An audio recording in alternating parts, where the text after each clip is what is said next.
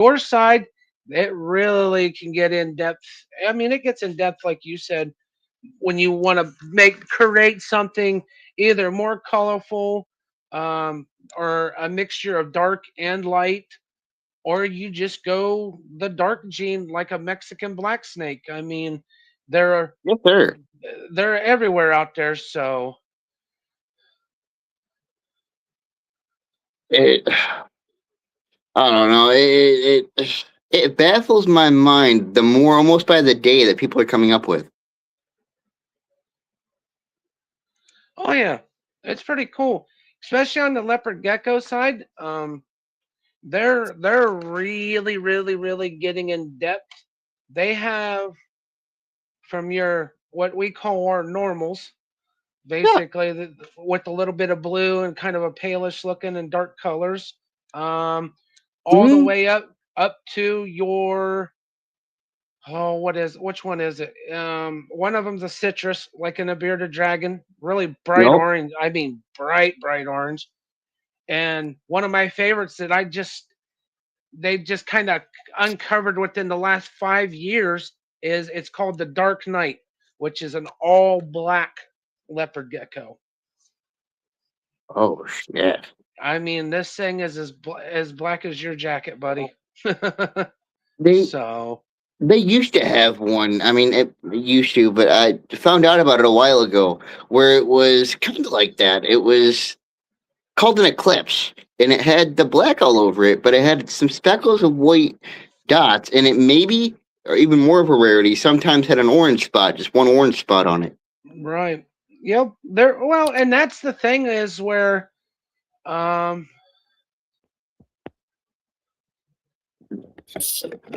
it Xemphius, it's not even the spotted.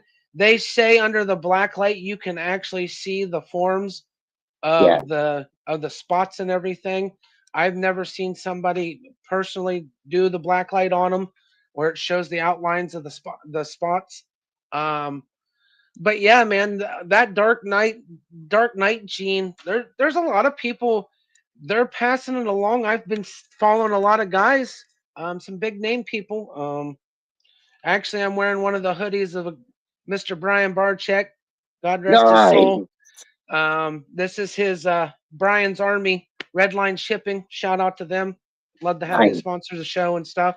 But I got it because he passed away from colon cancer and stuff. Heard Uh, about that. but he's one of my big idols, and he was one of the ones that was working with a lot of dark genes, not only in geckos, crested leopard geckos and crested geckos, but he was trying to make a dark gene in the ball python game and a few of the other snakes that he's done. There's a lot of people out there that are they're playing on the dark side of the genes. They're instead of the real colorful genes nowadays, man. Especially in your like Oh you yeah. said in the line. Oh yeah. Yes, Zemphius, they do show up in a hotel sheet. Jeez. But yeah, I mean, you may continue on with what you've been able to find and stuff. So, uh, like I said, floor's yours, man. So, see, as somebody who, let's say, is still, of course, in his 20s, a lot of people would, of course, consider that still young in the game, and I appreciate that because it means I have all this time to continue to find out some of the things that, yeah, sure, I've already gone a little bit farther in the journey of it, but there's a good couple of decades to add on to that, hopefully. oh yeah, man, you're getting started out, but with you already jumping in the game at a young age, and two, like we've talked here recently before. Yes, Zemphius, he is a mere pup. He's still a little wet behind the ears, bud. Uh, oh, I am. uh, but yeah, you're back. I mean, you're getting into the game, back into the game. Like you told me, kind of reopened your passion with becoming part of the network and stuff. And Yes, uh, sir. but but yeah, I mean, it's there. Spread the knowledge. You're willing to do you're willing to put the time in, do the research, let alone with your tattooing and stuff. your artwork for that on your channel.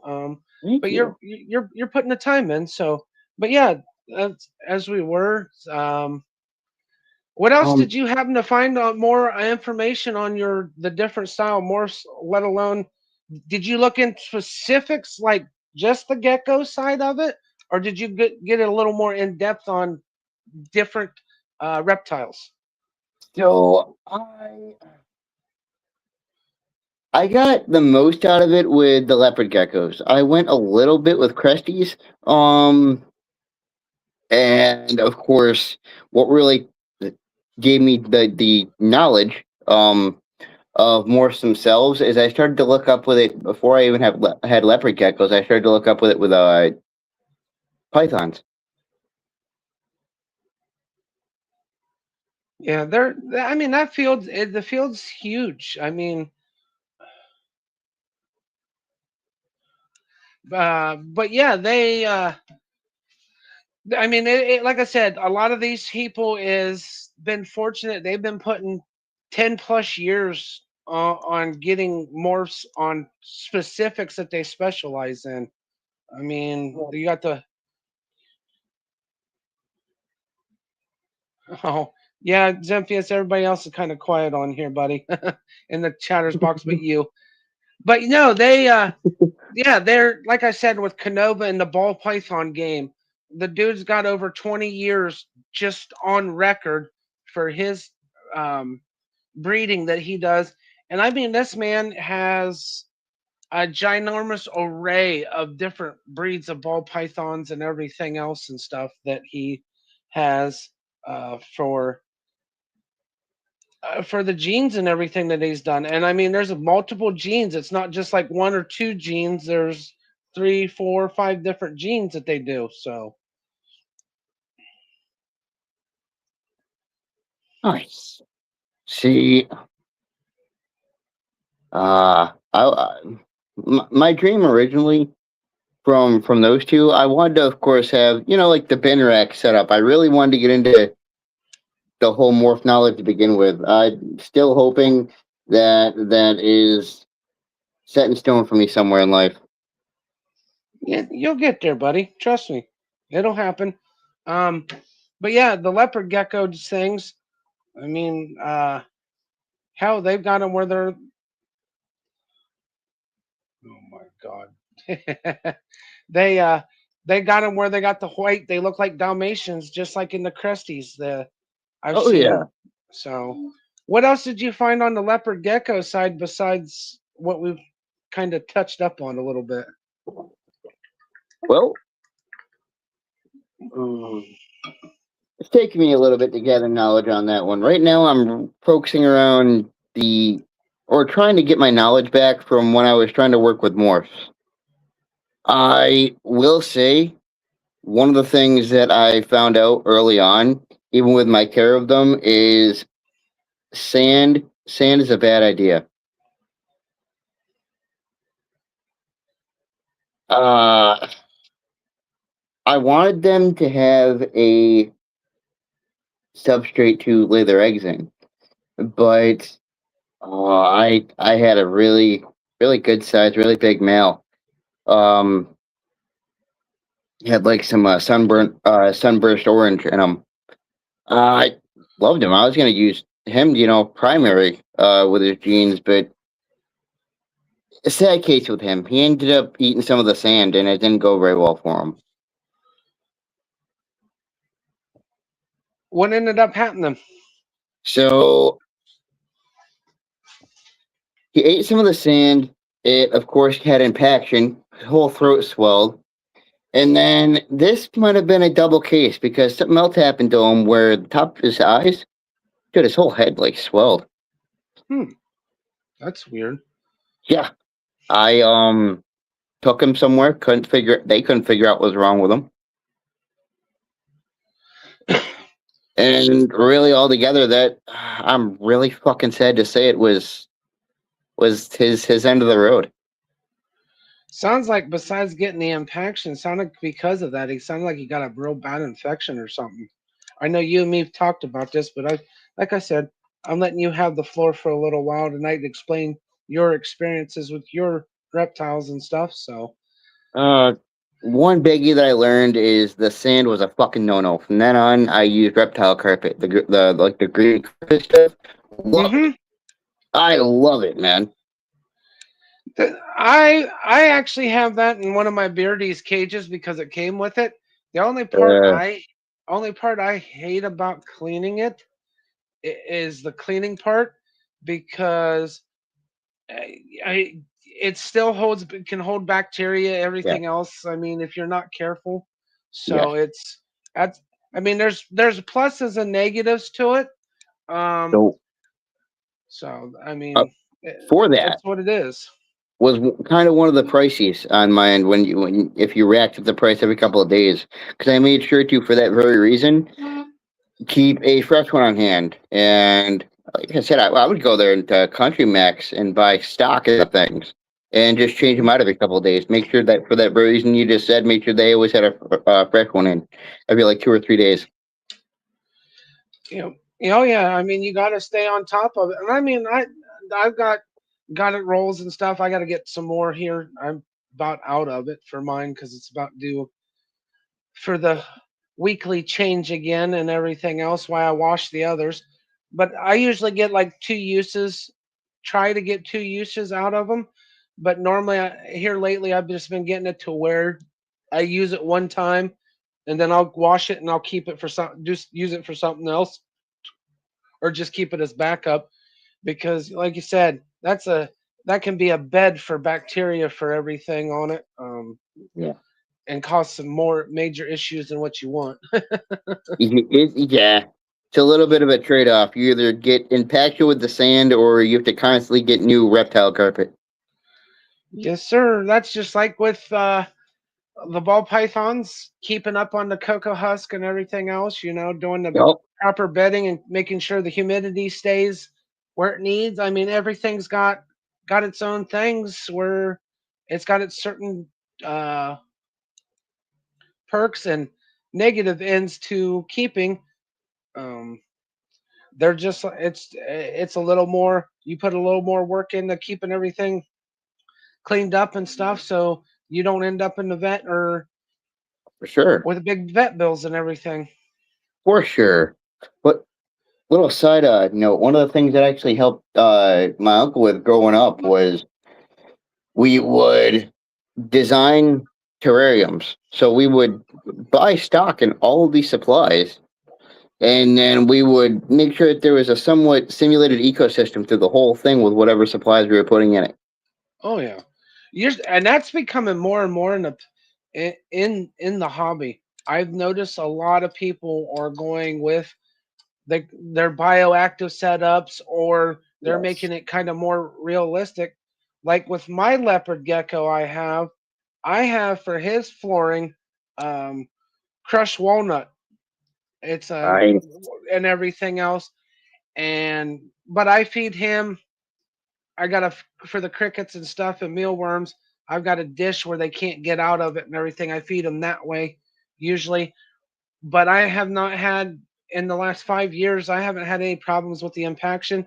Simple clean out, to do, and then once a month, switch it all out for new because you can. I mean, I can get a big like 10-pound bag of the stuff, and it don't take much for it, but every now and then just go through spot clean with a sifter and stuff to get all the stuff out of there for a while, and then within a month and a half do a complete changeover.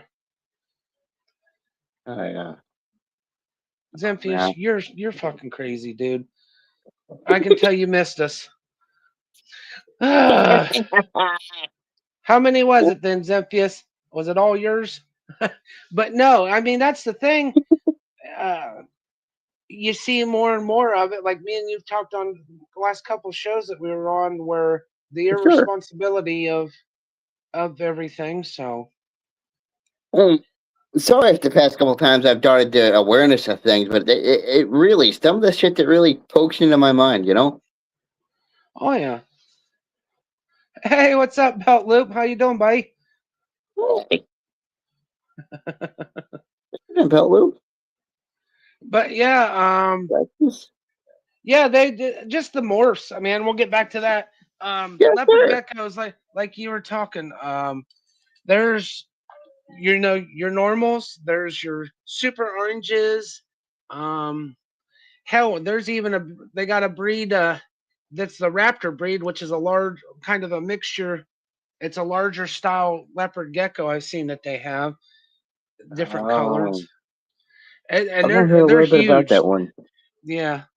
Um, but they have there's that they've got what they call a snow leopard, which is white and basically looks like a leopard with black dots and the light blue over its eyelids and stuff. So Ooh.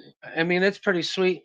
They, like I said, the genes on the leopard gecko side is people they've been around more in the pet trade and everything else, like beardies and stuff.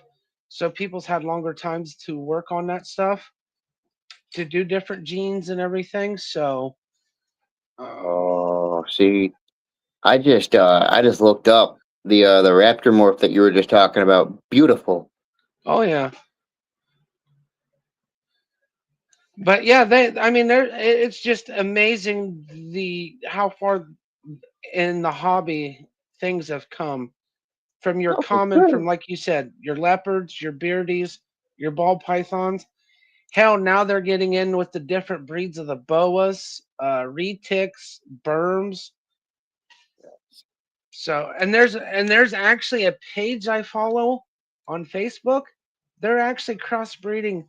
It's hybrids between Burmese and ball pythons, tree pythons with carpet pythons. They're making hybrids. It's like they're mixing these genes. So, Whoa. thanks for stopping in, Belt Loop. Hope you have a good evening at work, man. We'll catch you guys later. Catch you later on, buddy. Well, good to see you. Yeah, it's crazy. There's one guy that he does the berms and ball python mixture. It's just like holy shit. It's Ooh. got the patterns of a berm, but it stays the length a little bit bigger than a ball python. Uh, I see some pictures of it here. Beautiful animal. Yeah, they're just like in nature with the gaboon viper and the rhino viper. They naturally cross to be called a gambino, which That those things are gorgeous for being a venomous snake. they are. So now too, they have one of the guys I follow. They have albino gaboon vipers. Whoa. They are very rare, and they've just started breaking the surface with them. And there's only 6 pair in the Oh, United States, and two of the YouTube guys I follow actually has a pair of each. That is oh over here. my It's god. originally came from overseas. One of the breeders overseas um, created it. They're gorgeous. That black, the bars of the black is kind of replaced for like this pale orange, while the in Hmm. between of that's replaced for like a pink. Beautiful animal. Looks like a creamsicle. Oh my goodness. But yeah, I mean that's the thing. We could be here all night with the more stuff, man. I mean, because there's Oh so man.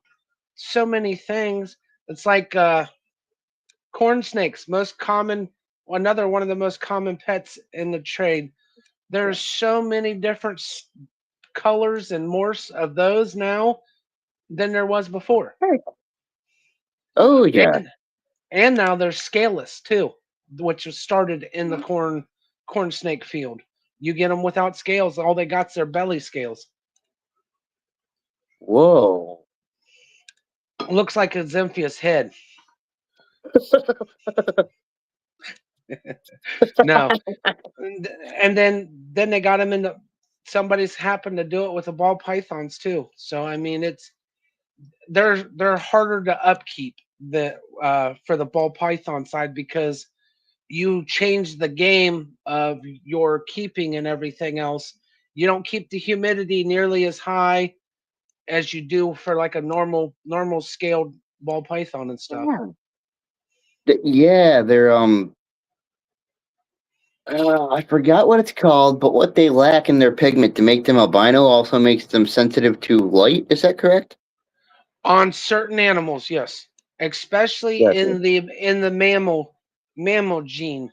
There's a lot of them that are very sensitive to the lights. Gotcha. Yes, Zephyr, I am a smartass, so I had to get you on that one. But Get that yeah, I mean, knowledge, man. but yeah, the um albinism in mammals is um more difficult than what it is.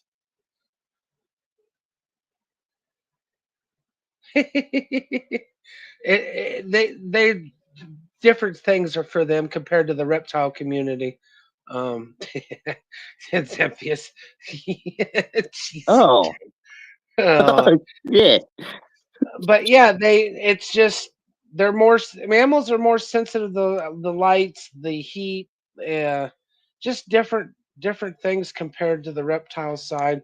You just Yeah. kind of on some of it. What I've learned is you step down your normal keeping a little bit, and you got to make sure things on the inside of the keeping, like your habitat and everything else, you step up more on it than you do anything else because the skin's easier to split with no scales, or especially when they're scaleless stuff. The albinos you got to watch. They're notorious for in this, especially the ball python genes, like the spider gene. They can have mutation issues. It just depends on what you're dealing with on a lot of that stuff. So Whoa. I, I'm seeing a little bit on the scaleless stuff. I never knew that that even existed. That's it crazy or- looking. it originated. Brian Barczyk's actually one of the very first ones to do it with a corn snake. Well, a rat snake, which is still part of the corn snake family. Um, to actually Yeah. do the scaleless snakes, and then it became a thing with breeders in the ball python hobby. They started getting them that way too. So That is so weird seeing a snake without its scales. yeah, but what's funny is on the bottom of them, their ventricle scales and stuff, their bottom scales, Yeah. they still got small scales. They're not their full length belly scales, but they Huh. still have scales that protects their underside. But the top of them and stuff, yeah, has no scales, and it's harder for them to shed too. So there's Oh. special keeping where you got to do your moss boxes with moisture and everything, like the hide boxes for them and shit, and keep it Yeah. that way. So it makes it Well, a little more challenging when you have that style of animal. see, once again, because you said scaleless there, uh, compare it to the whole gecko thing. Because when I used to help my leopards shed, it was only if one of them was really having a hard time. And once again, another thing the male kind of had problems with. Damp Q-tip. Yep, It did worked wonders. get it just yeah, moist, as Xynthia said, moist. Yeah, moist Yes, is effective. and that's the thing. Perfect for removing eye caps, especially on the snakes. Yeah. Um, it don't matter the kind you have or anything. If they got them, use that to remove the stuck shed and everything. But it's cool with the back to the leopard geckos. What I think's neat is it's not very often you find leopard geckos sheds because they actually eat their sheds Yep. because it's a good nutrient for them and everything else. I found a shed once in the 5 years that I've had my leopard gecko, and that's because I caught him shedding in time. He was just finishing shedding and everything. Other than that, you never knew. The same here for mine. Unless I helped the one that had a hard time with it, the other one, same with the other one. You never saw them shed. Yeah, Zemphius, you're part of the group too, buddy. You make me moist too, bud. Sorry. Not only Johnny, just you too, bud. But yeah, I mean that's and I mean that's the cool part because the cresties. It must just be something in the gecko family. Lychees, cresties, the leopard geckos, chihuahuas, anything in the Caledonia family, you very rarely see them find shed anywhere because they eat it. The what once again, my only ever experience with it was because my male leopard needed help. Other than that, you're right. I never saw the female shed. It just kind of I woke up one day and she was brighter colors and skin was gone. Oh, those blizzard leopard geckos are gorgeous. Those Oh, are very gorgeous geckos. We love you too, Zemphius, man. You're awesome, dude. I'm glad you finally got to catch my show for a change. hell Been yes, man. missing you, I fucking dude. love you, So, fam. but yeah, I mean, it's amazing. Um, I mean, how we could do shows on breaking down all the different morphs in the whole reptile community. Uh, I could pull up information all day long. I know you can too, Yeah. um, because it's just amazing with the way they're done. But like you were saying too, you do have your issues because of the breeding. Yes. Yes, shaman, reptilian, sir. Yes, we're talking about reptiles, bud. Thanks for jumping in, shaman. Appreciate it, man. But yeah, there's a lot of issues you gotta watch because the bloodline gets so saturated in your collection.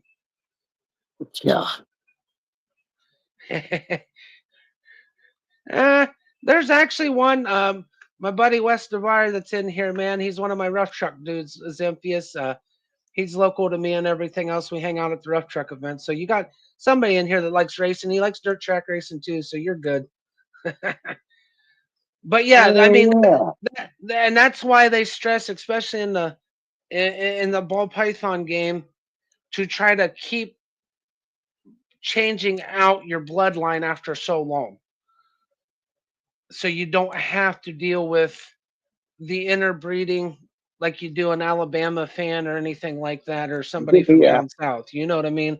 Oh But yeah. I just as a joke for that. But yeah, I mean, it's just one of those. It's one of those deals you got to keep, like they said, keep that brush Yeah. bloodline fresh. Well, yeah. And I mean, I've seen since I've been in the hobby and everything else for a long time, and just recently too, more and more the greed side of the business. A lot of these what they call some of these hobby breeders out here, they think they're going to get rich off of them. Um, they don't realize all these big name breeders that are real popular to do, um, all the hard work, all the years that they put Yeah. into and everything. Oh yeah, I've actually looked into that. There's actually some on his Barchek's website right now. They're selling that he has. Um, but yeah, there's so many people out there that neglect this hobby that it's making it harder for the younger generation to hate the hobby Yes. because they're asking questions like most people want them to, and Yeah. people are shunning them for it. I've ran into a couple groups that I'm in where I've seen new beginners ask certain questions, which is common to most of us that's been in a hobby, and they Mm. get belittled like they're dumber than a box of rocks when they're trying to educate themselves, and that's what we're here to teach. Um, Well, the thing I was just gonna say, Wally, how would somebody else that would have given them that knowledge, how would they have learned it unless they would have asked some questions at one point or a time? right, but I mean, and that's the thing. That's where it's getting harder and harder. We're losing this battle. Yeah. Let alone educating the younger generation, including ourselves. I mean, I'm learning new stuff every day that you don't know, you never knew. I mean, there's always something new in the reptile hobby, There is. um, that you learn new to make your husbandry, the housing, your upkeep can make it better. Um, Yeah. Different things like that that works that'll help you. Um, but yeah, it's just one of those deals. I see it every day on the Facebook things. Retics is definitely a big game, man, Wes. That Mhm. especially here in Ohio. Once it hits 6 foot, you gotta jump. You gotta jump through hoops to get special permits. Um, I've looked into it. You gotta have a minimum of at least $1 million insurance policy. Yup. So I mean, it makes it harder to. Exactly, shaman man. That is the truth. It is. Knowledge is lost when you don't get to pass along. That is right. And that's Yeah. the thing. It's just one of those.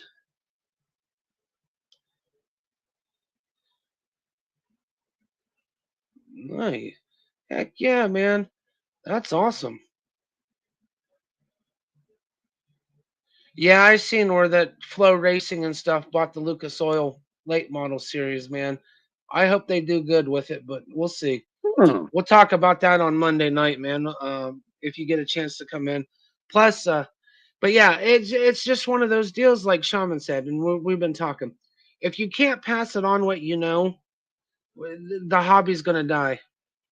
Well, it, it's a double-sided coin there. One side is It yes, the hobby's going to die. The other side is how many people are still holding on to that genuine knowledge anymore. right. Yeah, I mean, and that's the thing is, it's and then also, let alone passing knowledge on, you got people that don't understand. They fear what they don't understand, like our. I hate getting into the politics side, but because this deals with my hobby, one of my Yeah. hobbies, just like in motorsports, Yeah. they stick their nose in trying to delete the hobby because they fear the snakes. They fear, and it's all because of irresponsible people that aren't educated properly, on the animals that they're trying to keep. Oh, look, there's a Yeah. cute little cute albino Burmese python. It's only like 3 foot long.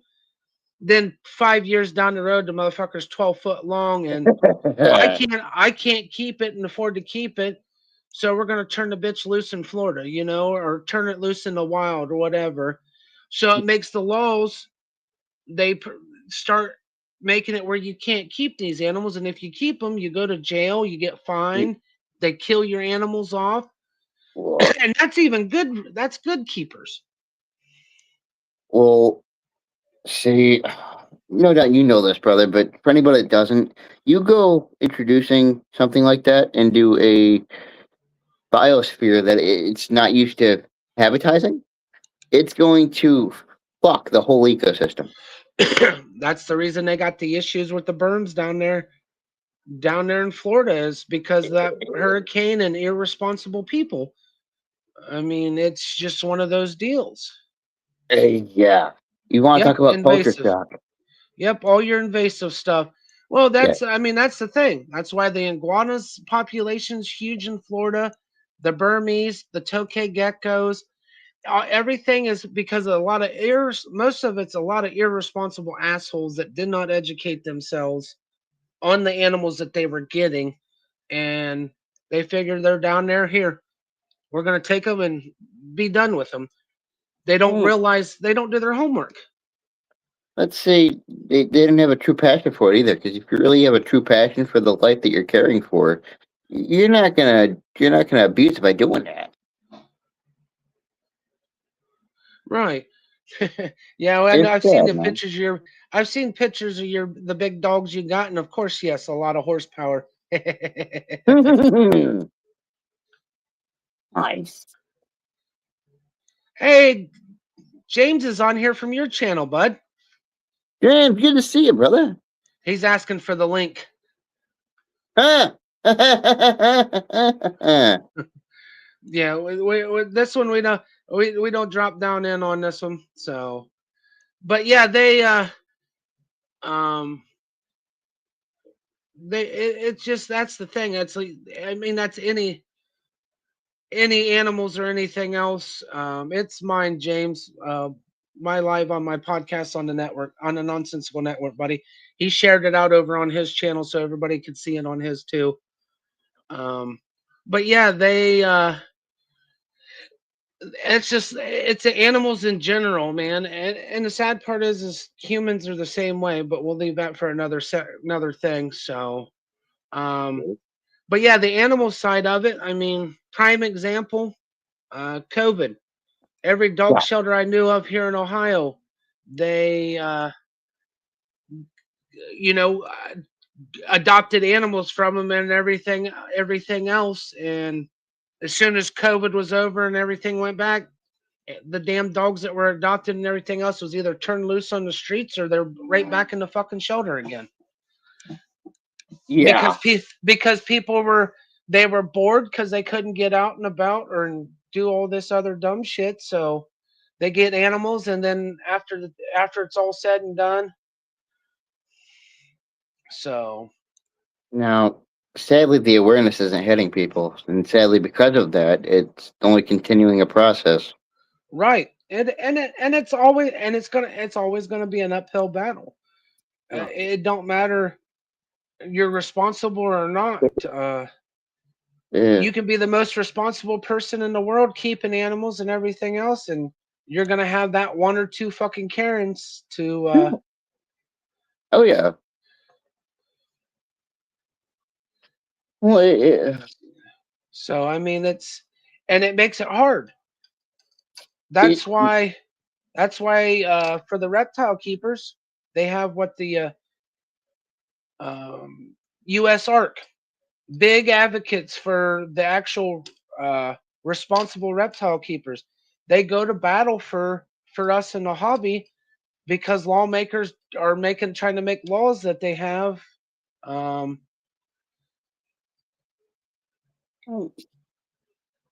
so it's one of those deals that they have and everything else. So well, see, it's one of those standards where, for the percentage that mucks up on it, you're messing it up for those that actually care about their passion and do it well. and it's getting harder. Back to what Shaman said, it's if you can't pass the knowledge on, Yeah. uh, how's it supposed to carry on? But yeah, like the retics here in Ohio, there's because of the what they call the Zanesville massacre that happened. A guy and everything else got in some trouble with big cats and everything. The laws used to be very lenient in Ohio up until that, and now it's got to where you can only keep certain things like the certain snakes. They get so big, like I said, like your anacondas, your ticks. Once they hit over 6 foot, you have to report them, and the insurance liability. You used to be able to keep venomous without permits in Ohio. Now you got for each up to three of your venomous snakes. So but yeah, it's one of those deals. You got to have almost a $500,000 in liability insurance and everything else, and you got to get with the farm and Ohio Wildlife Bureau if you want to keep venomous here in Ohio and stuff, even the big snakes. So Hmm. Uh, let's just say I've played paid as close attention as I can whenever I've seen like the handling videos and people working with them. And as much discipline as it takes for you to be right, almost reading the snake's mind, if you will, oh to yeah, make sure nobody gets hurt. Uh, right, I can understand that. yep. So, but yeah, I mean, I like in Florida, well, you keep venomous. You got to have 1,000 hours for each gene of venomous, like your lapids, which is your cobras, everything else. You have to have 1,000 hours for that with a licensed keeper. I mean, I get it. It's not. I mean, some of these guys I watch and follow that keep these animals, they put the time in, everything else, and a lot of people don't want to mentor newer people into the field because they think they're just doing it for thrill, uh, likes and everything else. Some of these people, they won't. They're just getting into it just to say they did it instead of actually educating the people on the animals and stuff. So That's what I was saying in the beginning. This, above anything you could ever do that with, this is one of those things where it's not good. It's not good, brother. To approach this type of situation like that is the pinnacle of your responsibility.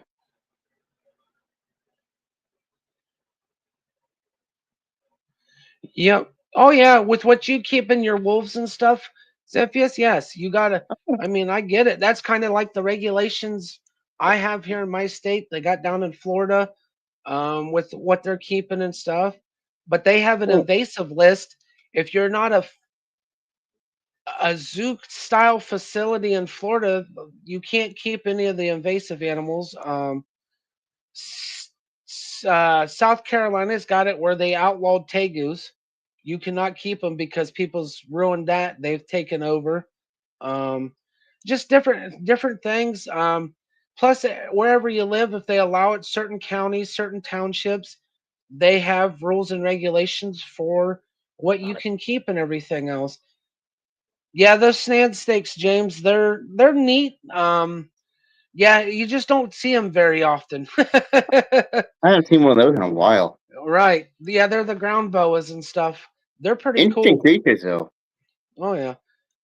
But yeah, it's just one of those deals that because idiots in the hobby has ruined it for people. I mean, Yeah, that's why there's these laws yeah, some of the laws are kind of ridiculous that they've done because they're uneducated on it. So, I mean, it makes it harder.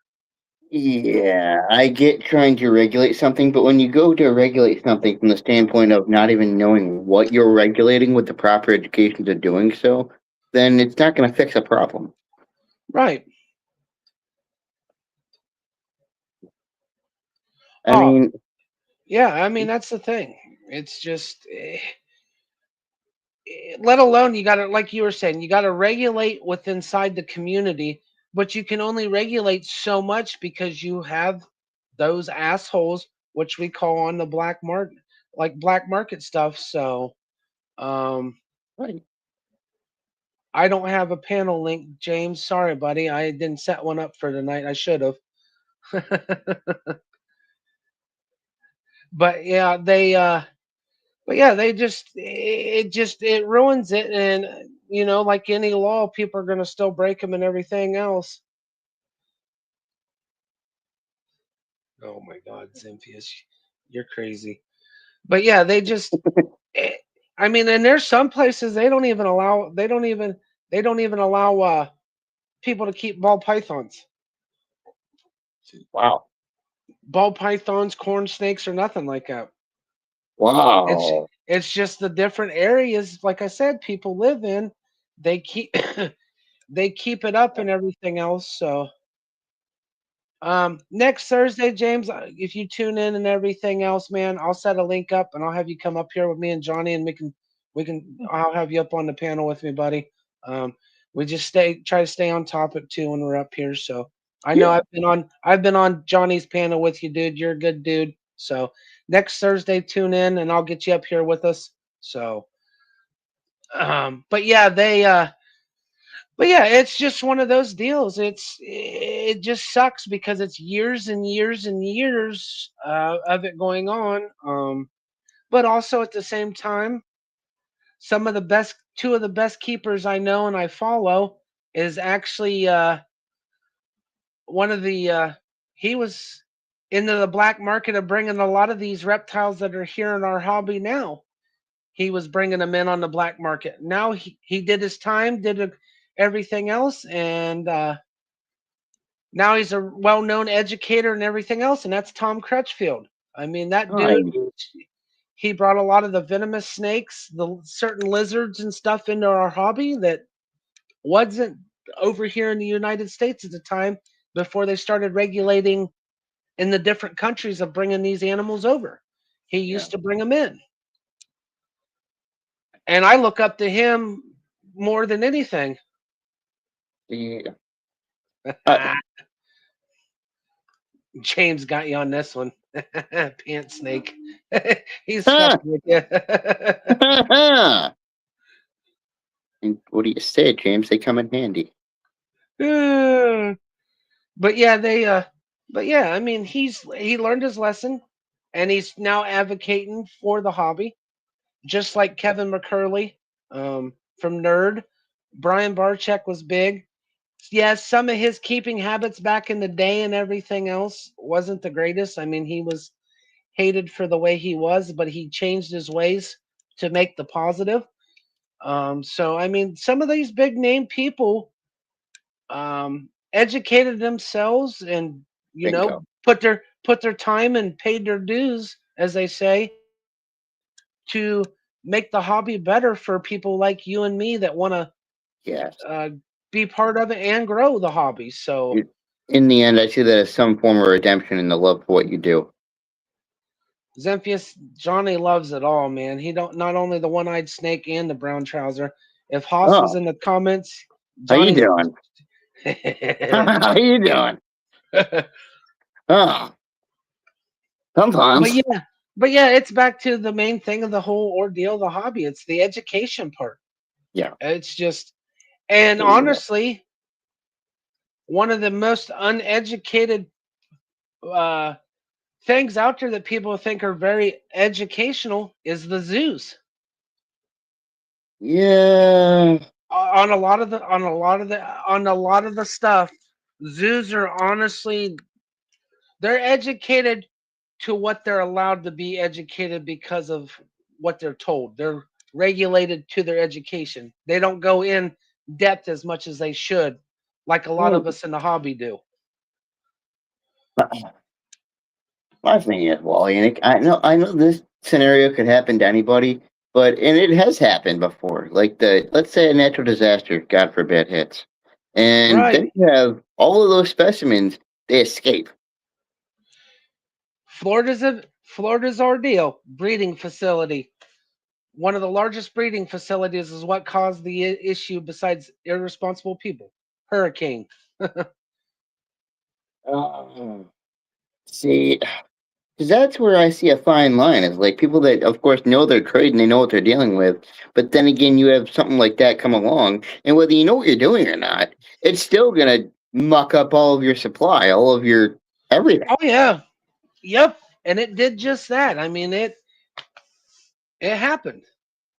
And yes, James, I have been watching that Welcome to Dairy. It's actually pretty fucking good. It is. um, yeah, tune in Friday night on that. Maybe Michael on movie night and stuff. He talks TV shows here on our network. Maybe we Uh, can get him to talk about that because he likes horror movies. But yeah, I mean, yeah, natural causes from Mother Nature. Sometimes you can't prepare for it. You can prepare as best as you can, but there's still going to be, like you said, that little crack that opens a big yeah, door. so that right there, I've seen some of the best breeders and cultivators, if you will, um, because of a natural disaster. Um, the ecosystem of where they live is all of a sudden mucked because things got out. Things are now roaming around. Oh yeah. Well, and with the berms, they can have up to 100. A female can lay up to 100 eggs. Dude, those creatures are made to breed to thrive. Only you, Zemphius. Yes, natural disasters. Yeah, that's the only way it happens, buddy. You are something else tonight, man. As always, I love having you in the comments, dude. Like, But yeah, yeah, that's the big thing they got to deal with anywhere. If you got tornadoes, you got hurricanes. Um, how even improper electrical hookups, everything that can take the wattage for these heat lamps or heat mats and stuff. I've seen where facilities is caught on fire because of electrical shit going on, and they've lost everything because of some little mishap with stuff like that. So it's just one of those deals that it happens. That's understandable. You have that much wiring, let's say, controlling heat, ecosystem, things like that.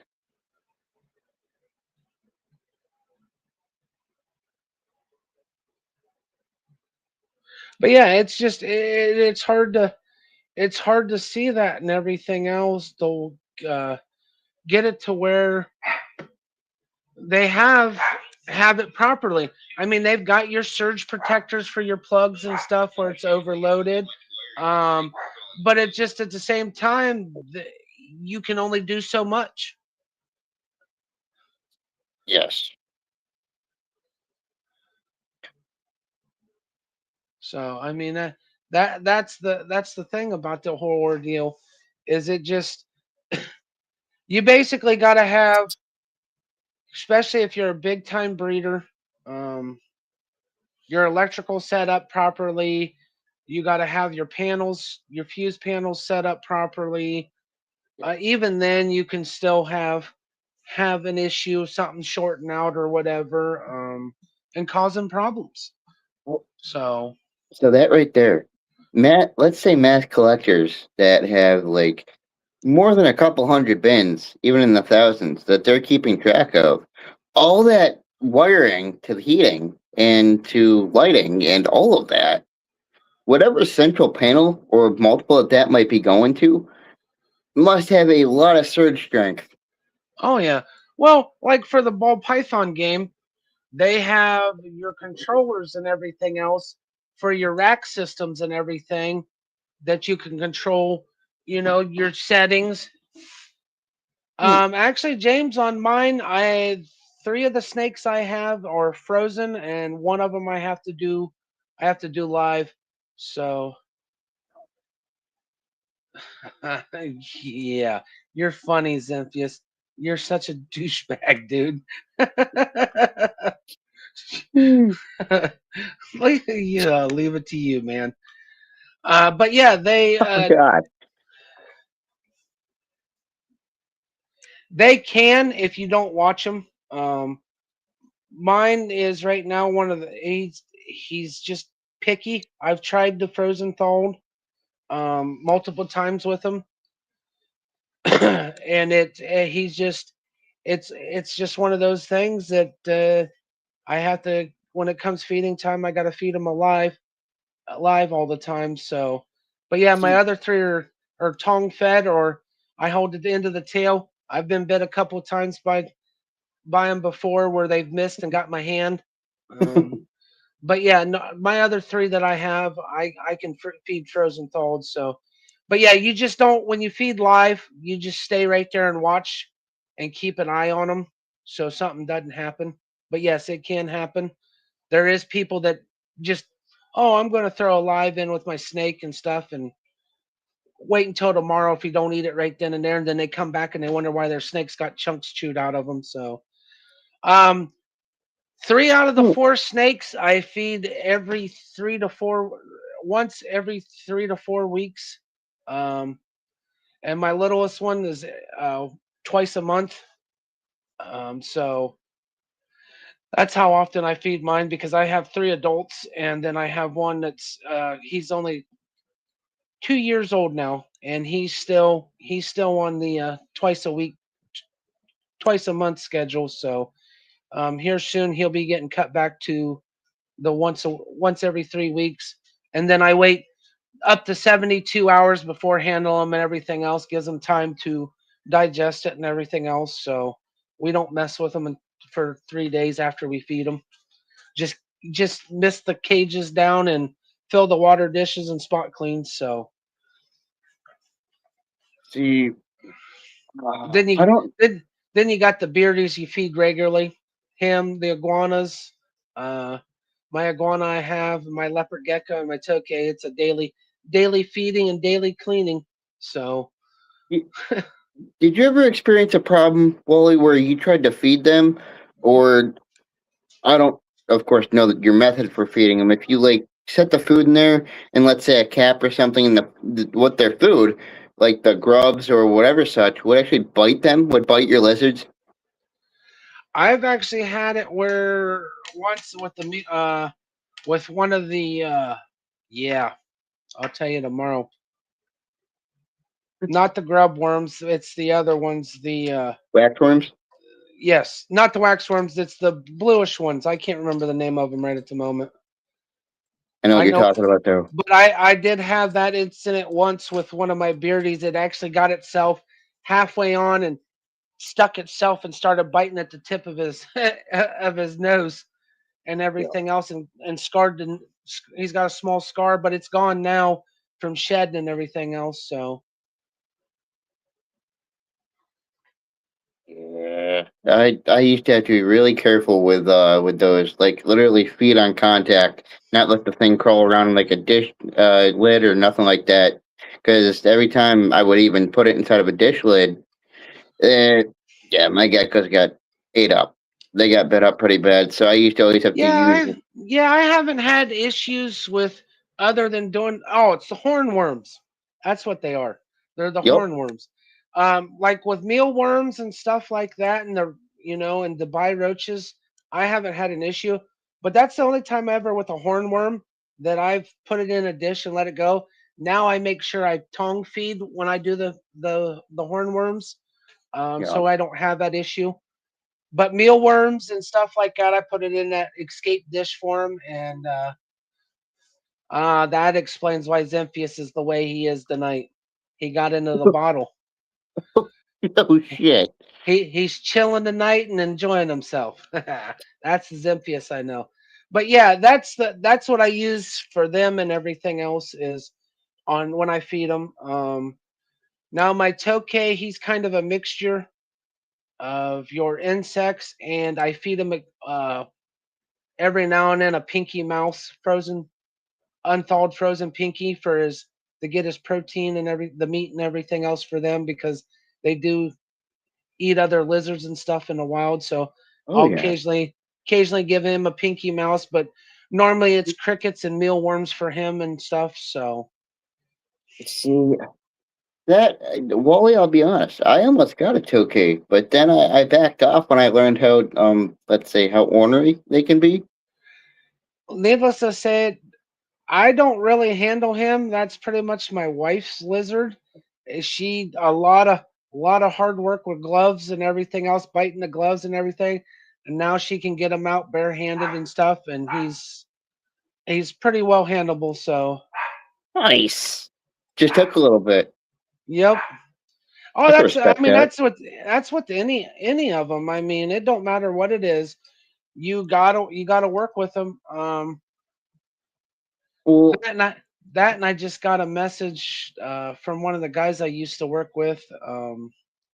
I actually got to meet up with him sometime tomorrow.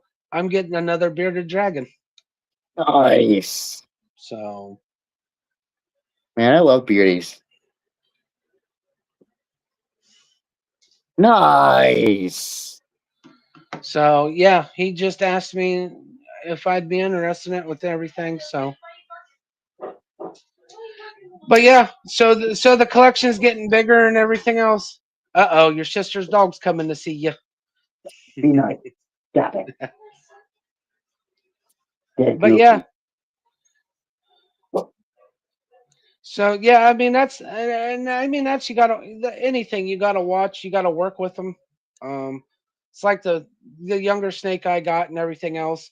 I gotta work with him more because he's very striky, likes to strike defensively. Mm-hmm. Um, they're not aggressive. Any of the animals are not aggressive. It's just a defense mechanism, and sometimes depending on the animal, those defense mechanisms can get you stitches and staples or lose fingers. Oh yeah. Oh yeah. Uh, there was one such case I saw where the dude had a constrictor, and it had some sort of feeding response and latched onto the dude's arm, and then just immediately started to Oh coil yeah. onto his arm while it was Well, bit into him. well, that's like the lady that they had. There's a video going around on her Burmese python. She knew that it was feeding day, everything else, and she Yeah. went viral for fucking with the snake on feeding day with no feed or anything else, and it got a hold of her and shit and everything else because she was being irresponsible. So, but yeah, it's just any animal. I mean, like with puppies, it don't matter. Um, reptiles are more time consuming to get them to be where they're handleable, friendly, and it's slow times with them to make them trust Mm, you. It's a trust thing. yes. It's a very specific way their instincts work. Oh, especially when you're in the lizard community with monitors, tegus. Oh yeah. Uh, they're very intelligent animals. Um, you when they're young, they're so used to they're in defense mode no matter what. I mean, they're gonna bite, they're gonna tail whip, they're gonna claw the fuck out of you. That's Wow. where you have to not force the situation to trust. You take your times. Yes, it sucks, but I learned with when I had my Tegu when he was alive before he passed away from whatever he had. Um, my wife working with him, sticking her hand down in where he sensed your hand Yeah. every other day. Um, Gloves, picking them up, letting them run on the floor and shit, and Yeah. just working with them, letting them move in your hands. But you got to be able to do that on a daily basis, and it's as a Linus, one of the like I said, my idol Tom Crutchfield and stuff, dude. Yeah. The keep, the keep, the kept and the keeper become one with when there's trust built up between them. And he Yeah. keeps, they keep croc monitors, dude. The second largest monitor on the planet behind a Komodo dragon. Oh man. So, Oh man. so I mean, he's had it where he's had chunks, him and his wife, from being bit and everything else. It's not the animal's fault. It's the people because they're either rushing the situation and not taking the time to earn that animal's trust. It's all Mm. try on error. It's a patience game. Is basically what it is.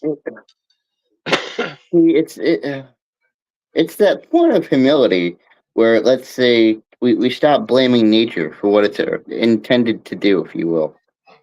It's one of those things like we talked when I first had you up here when we did the animal movies.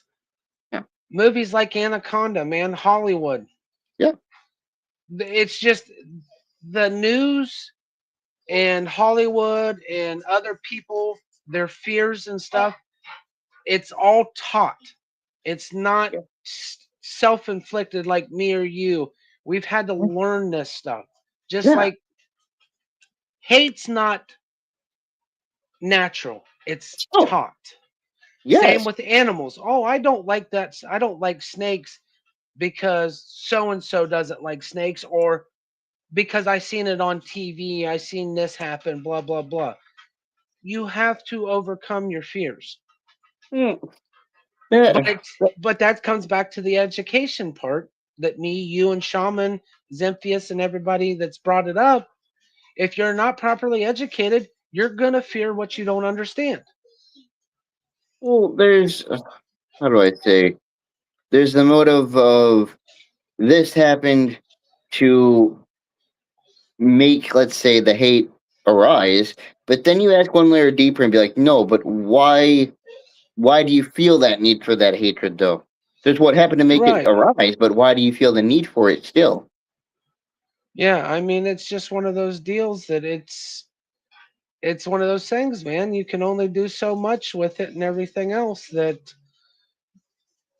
if the people aren't willing to learn and take the time to understand what they have. I mean, I've got in-laws, they hate them just because they don't want to understand them. So, Excuse me. That's exactly what I mean. Is you almost have to look at it and be like, do you really know why you don't like right. the field, or do you just not And, like it? there's people that I've asked that question. Oh, you got those? I don't like them. Why? Oh, just cuz, and their answer is always just cuz I don't. They Right. can't give you they can't give you this a legitimate reason why. Or some of them be like, well, cause my grandma or my mom and dad said they had this experience as a kid where this snake chased me across the yard. Dude, I'm gonna be the first one to tell you right here now. I don't give a fuck unless it's a dog, a rabid dog or a stray dog or anything else like that. They're Right. more than likely gonna run away from you than come at you. The Yes. only way a snake's gonna bite you or do anything to you is if you fuck with it. They would Mm, rather any reptile would rather get away from you mm, than worry about fucking chasing you down the road. Because you always right. hear that, oh, that copperhead or water moccasin chased me. No, actually, it was trying to get away from you, you idiot. The only time I've ever seen anything attack anybody is when they've messed with it. It's never Mm, been one of but those deals that, you walked in front of me, I'm gonna attack you. No, it's a defense mechanism. They're mm, either gonna protect themselves because you won't leave them alone, or they'd rather just scurry off and get the hell away from you. well, for very instance, I one of the places I lived at, we had to remove nests upon nests. I mean, the whole property was almost infested with water moccasins. Yeah, and And copperheads. I remember you telling me about this. yes, the one of them damn near what led to my dog taking its last breaths. I mean, if it It, hadn't it's got bit, they would have still had years left. right. Well, and like I told you on that situation, I mean, I get it. Dogs, dogs see something. Mine's dumbasses are the same way. It's like them fucking with cats or anything like that or a skunk. I've had my dog where he's been sprayed by a skunk. He'll still chase the damn things. It's like you Yep. dumbass. It's part of the in their mentality too. But at the same time, your situation with your dog, it's a defense mechanism. It's protecting you because it sensed a threat, and that's Right. what happens with a lot of the snake bites and shit like that Right. within the dog communities. It's a they see it and you see it happen. Rattlesnake bites, copperhead bites. Some animals take to it. They can take to it a certain way. Some of them don't, and it just depends. But like with a rattlesnake and stuff, yes, you're gonna have that copperhead. Not so much, or a water moccasin, unless the animal had like, even including us. If you're allergic to bees, you don't want to get bit by a water moccasin or a copperhead because it's an allergic reaction that could kill you because their venom is like a bee sting. Isn't that part of the whole anaphylactic reaction? Yes, Uh, yes, unfortunately. And I mean, I've seen it in one of my idols because he built up such an allergic reaction to venom. Dingle Dinkelman, he was out of South Africa. He kept black mambas, green mambas, king cobras, death adders.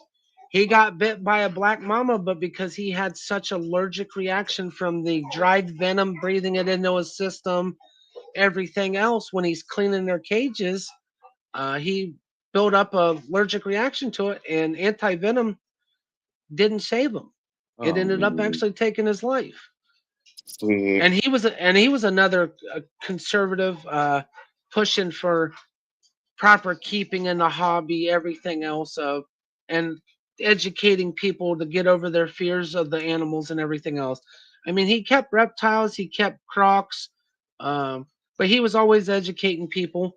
And Mm, unfortunately, his passion for the hobby, it ended up catching him, man, because he built that allergic reaction up, and it can happen. mm, People don't realize keeping these venomous and stuff, um, cleaning the glass, that venom becomes a dried powder on your glass. yeah. So when you're cleaning it, and if you don't, over time, it eventually gets into your system where it causes where you're allergic to it and could cost you your life. Well, I, I I think I've seen a case like that with the spitting cobras. Is somebody was doing, I don't know whether it was handling or training on one. It was out of the cage, and they had a whole like smock shield up Hmm. in front of them, so that whenever the thing would do its thing, Oh it yeah. didn't hit them, but it hit the smock. But yeah, it's just one they guys that I watch got spitting covers. They wear those full plastic face shields, and I Yep. mean they've been covered, but they gotta hurry up and clean it before that stuff dries because venom turns into a powder, and it Mm, and it and it's such a fine powder. You think you got it cleaned up and everything else, and actually you're just like dust. It just you eventually breathe it into your system, and your body starts either it either gets immune to it or causes the opposite, where you have Well, allergic reactions to it. here's the thing: people are worried about it, of course, getting into your organs, right? Yeah. And to know that the very skin that we have on wrapping around our body, it's one of the biggest organs that we have. Yep. Oh yeah. But yeah, I mean that's the thing is with the keeping. I mean, you can never stress it enough. It's the education. You have to be educated. You're not going to learn shit overnight. You don't learn nothing overnight. You don't learn to walk overnight. You don't learn to talk overnight. You don't learn, and that's just anything. Well, It's part of life.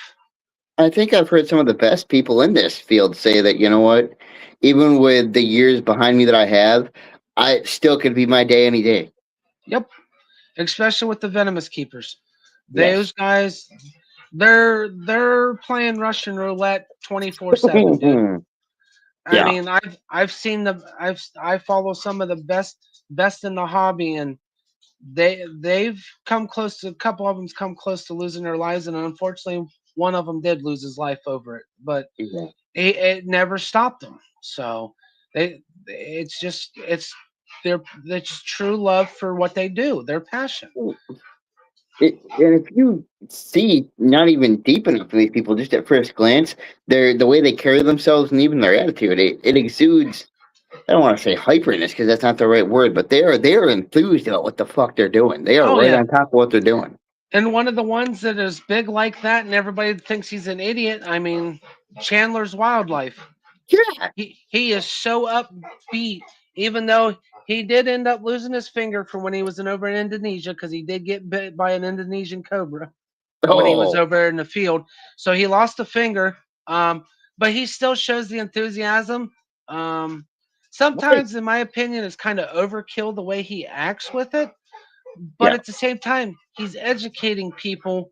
He's making it fun where you're actually learning besides him Right. acting like a dumbass, Right.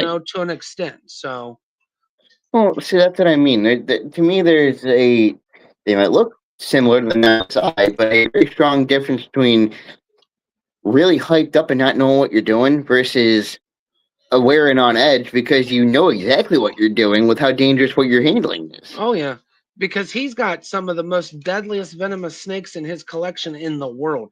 He actually, in his collection, has all the top 10 deadliest venomous snakes in the world in his collection that he educates people with.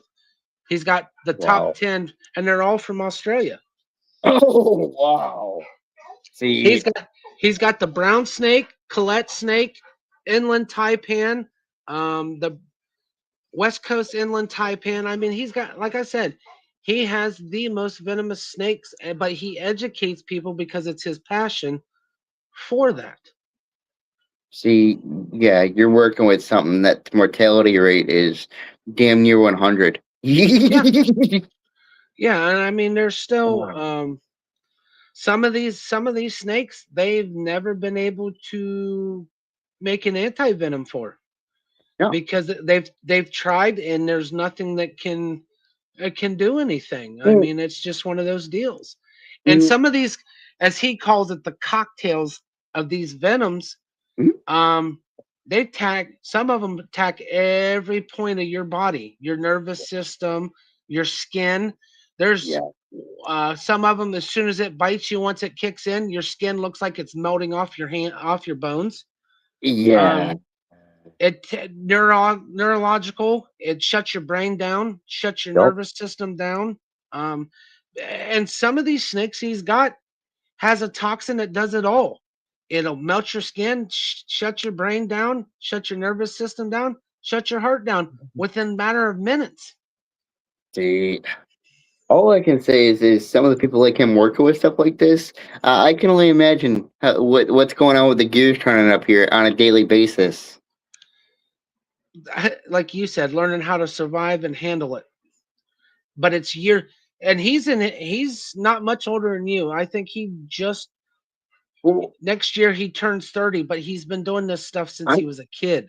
So I I mean, in no way say that as an insult either. oh I no, actually very I much get it. wonder. Yeah. Some of them, you sit back and look. It's like, dude, has he even got any screws tightened up in his head for messing Right. with what he messes with? But Right. but at the same time, I've learned a lot about these animals that I never knew that you could get from watching Discovery Channel, because they don't really go in depth and everything else like he does, like Tyler Nolan does, like Tom Crutchfield, um, Brian Barchek. I mean, I could go on. Kevin McCurley. I mean, there's a list of them. Everything that they do is their love for the hobby, and the education is undeniable, man, and it just keeps going and going. But it's their passion, and the venomous side of things. That's just a different game. That right there in the reptile hobby is not basically dick measuring contest, but it's just the like you said, what's going on up here for to make them decide, besides the love of those animals, what makes them want to live on the edge daily. Right. So Right. And well, like you were just saying about Tom Crutchfield, right? Uh, I'm not saying how long has the guy been doing what he does? going on almost 40 years. I was gonna say, I'm not saying the guy looks old, but the fact that he's got all whites speaks for his hobby. Speaks how long he's come in this hobby. Oh yeah. Wes, on that one, they still have not decided on that purple ball line yet. Lori still has not released it. She's still Oh, leaving everybody hanging on that. But yeah, he's like I said, he's done his prison time. He's done this, and yeah, now he's on the educational side of it. Um, he's introduced the hobby to one of the rarest uh, vipers out there, the Mangshang, which is found in the mountains of China. He's yeah, one of the originators that brought that Mangshang and learned how to breed them and keep them in captivity. Gorgeous, gorgeous snake. No anti venom. yeah. So, and those things get 10, 12 foot long. He's got a breeding pair right now that's almost 11. The male's 10 foot and the female's almost 12 foot that he keeps. Oh my So, god. yeah. But yeah, like I said, he's introduced a lot of unique animals into our hobby over that time frame that he's been alive and in the hobby. What's up, Lazy? Oh, the green Right. tree pythons and the Amazon boas, man. Those Yeah, Wes are gorgeous snakes. they There are. is people there is people that do handle those. Those style of snakes are basically my opinion, display animals. They're awesome to look at. They're great for making a natural habitat for them to look at and watch, because they're so gorgeous. Are we And talking they're about the green tree viper? no the pythons and the boas, Oh, gotcha. the ones that's got in the boa family. Their teeth are about as long as a gaboon viper's fang, but they got rows of Yeah, them because they, of course, live in the trees and stuff and catch birds and shit. So, um, beautiful animal. and there's breeders here in the states, man, that are making them with blues, with pinks in them now. I mean, they're fucking gorgeous snakes. But I would never handle one just because of I'm afraid of the bite, because I've seen where they've bit because those teeth are hook like style, so to hold their prey, they get stuck in there. They'll break off in your hands and shit, and they're hard to get out. And I've seen They videos where it's happened. they got like two sets of them, don't they? One on the outside and one on the inside. Yep, so they can hold birds when they Yeah. fly by. Oh yeah, they. Yeah. And the thing is, those things eat like macaws and cockatoos in the Amazon and shit. So they're not. So they're and those are some big ass birds in the pet trade, but Yeah. they eat that shit in the wild. So I mean, it's cool as hell that they're gorgeous. The Amazon tree boa. Those snakes are freaking amazing. So I mean, it's Oh, to see them. They're becoming popular in the trap page. They actually have now, going back to your morph thing at the beginning of the show, they have mm, albinos in those now. Oh yeah, oh, dude. Yep. I And need to see what one of them looks like. one of the guys I follow actually has it now where one looks like a candy cane. Oh, He used to work for Kevin McCurley at Nerd. It's called Brassman, and he specializes in your Amazon and rainbow boas and stuff, and Amazon boas. And he's got one that's, you got to look it up. Looks like a candy cane. It's blood red and white. They're freaking nice. amazing. But yeah, it's just there's so many species out there that's not in the hobby, or they're protected. They can't be in the hobby no more because people Oh, haven't been able to breed them, or have tried to breed them and haven't had success to make them grow in the hobby. So it makes it harder. Like when you see a lot of these guys travel overseas and they find snakes that aren't in the hobby because they're no longer in the pet trade other than the black market, and you don't know how to set it up and the way their breeding patterns are to make it where it's available in the hobby. So, yeah. and there's a guy that makes dwarf retics. Oh, His name is it's Reach Out Reptiles. He's learned the dwarf retics. They get maybe 10 foot, 11 foot now instead of your usual 22 foot, 23 foot long, and they're not as girthy as an actual regular retic. oh, So I mean, they're getting it to where they're trying to make it, but they still get big.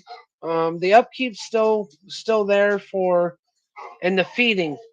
You get into the big snakes, man. You got to have deep pockets for the rabbits, small pigs, shit like that. You know, it's just yeah. to keep Well, them. I mean, the feed bill is insane.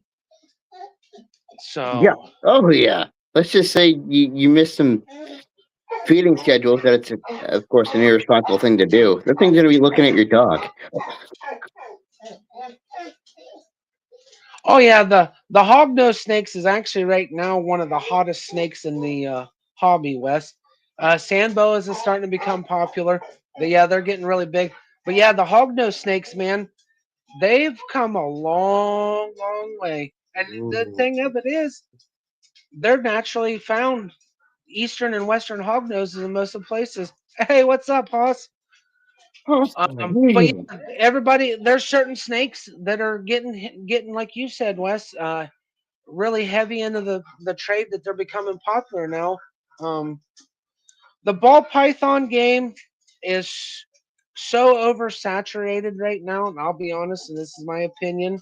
Anybody can take it how it is.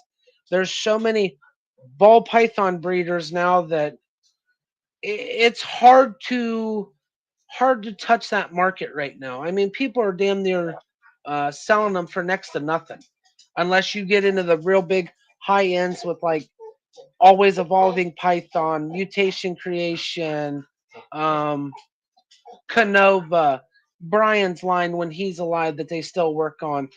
I mean, if you're not getting into like top tier, big dollar, we're talking double digit, triple digit genes where there's multiples in them and stuff. So, um, retics the same way, Wes. They're not nearly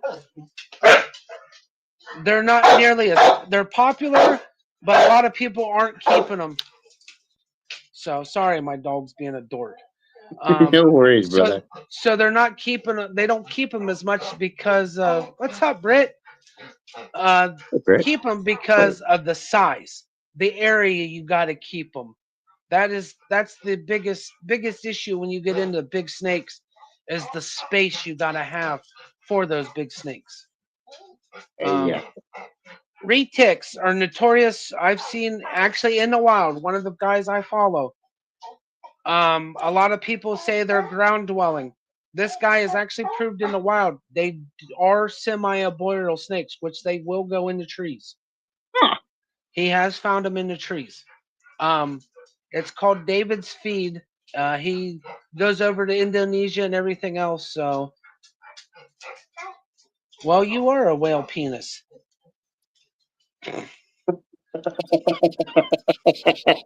but no, they.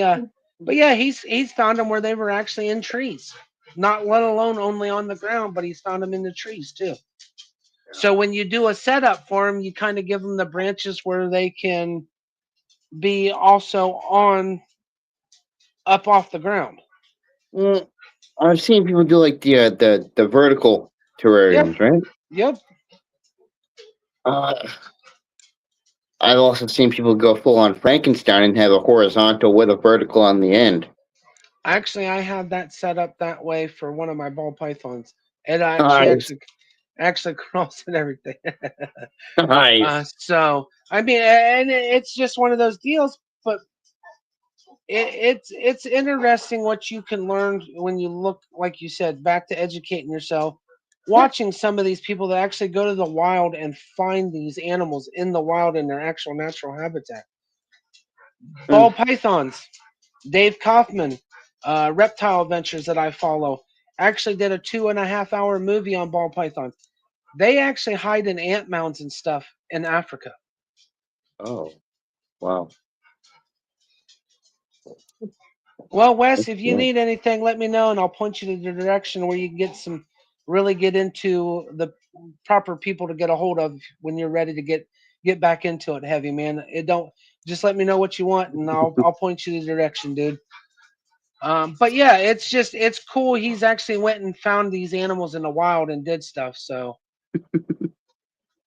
yeah, I bet you do. I'm sure you do on that one. You poor girl. What up, Craig? But yeah, I mean it's cool when you get to find YouTubers that do that stuff. Yeah. So um, he keeps ball pythons. Dave keeps what bull snakes, which are and gopher snakes, which are common where he lives in Minnesota and goes in Wisconsin and stuff. Mm. So I mean, it's pretty cool. But he also goes and finds these things in the wild. So I mean, it's neat. Okay. Yeah. I I miss that. There was a time where I was a little bit out and about like that until once again I learned when I was down in North Carolina way that it wasn't so much of a good idea going out in the woods with the stuff that was crawling around down there. My thing is when you do stuff like that after being educated, make sure you got a good snake hook with you, and always wear boots. Yeah. I know some of these idiots go out in their tennis shoes, shit like that, but they always come prepared with snake boots, the hand gripplers they got for snakes and stuff. So I Oh, mean, they're prepared. yeah. I had my close call with that. I was rubbing it around down there and then in the leafage and stuff, and I heard something actually scrickering through the leaves, and I looked and I saw the tail of it. But once again, I'm pretty sure it was one of the moccasins. Well, they're down there in North Carolina. Copperheads are big. They are very big. Copperheads actually smell like cucumbers, Yep. but they will also too. They're like rattlesnakes. If they're in leaves, most of the time they'll take their tail and rustle the leaves, and you'll hear the rustling. But most of the time, you don't normally see them unless you flip over tin or some type of debris, or it actually happens to stumble into. Right. Bearded dragons, West, they're still kind of big. Um, it's kind of a hit and miss with them as much as it used to be. They're not nearly as popular as like the ball python game right now.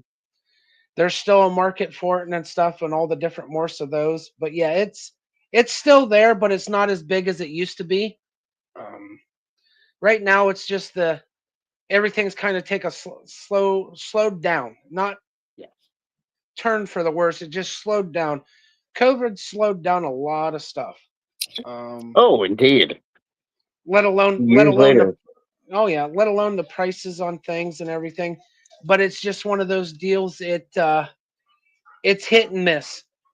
So, For sure. but you got anything else you want to add, Johnny? Or Uh, I'm, I covered a lot. Yeah.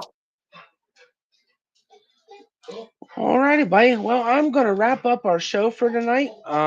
Thank you all for tuning in. Everybody in the chats, for chatting it up with us and everything else, and asking your questions. Have a good time. Um, Tomorrow night is movie night with Michael and friends. Michael he'll be on tomorrow night. Saturday night is the Nonsensical Nonsense. It's the main stable of our channel here on the Nonsensical Network. We have an open panel challenge where you can come up on the panel and hang out with everybody, have a good time. You can come Don't on see and me over there again. pick on Brittany and everything else and stuff, and all of us. I'm gonna try to make it up on the panel this Saturday. So Look forward to we meeting always you, have a bro. good time on the panel. So have a good Yes, sir. night, Britt. Great. Good to see you. Sunday is unnecessary roughness with Glick and Rick. They talk all things football and sports. We're back here Monday night. I've actually got a guest. Gentleman's in the chats right now, West of Rye. He's going to be coming on Monday night for talking rough trucks and stuff with us. So he'll be up here with me and Johnny Monday night. Um, Tuesday nights, Glick's House of Music. You guys missed the show this past Tuesday with Rock Lee on there, man. Go back and check out the show. It was a great night and everything else with Rock Lee. It The was. actual true host of the Nonsensical Network. Give a shout out to Rock Lee, man. We love you, brother. Keep Fuck yeah, kicking Rob. ass. Looking forward to your release here on the network when it comes out this month. Love your So, music, and I got to listen to some of it. and then Wednesday night, Brett and Michael is with you for your Ha Ha Hump Days. It's a comedy night with those two. It's usually a good fun time watching Brett and Mike cut it up and everything else with comedy. And then we're back here Thursday night with me and Johnny on Cold Blooded Conversations. You guys all have a good evening. Thanks for tuning in.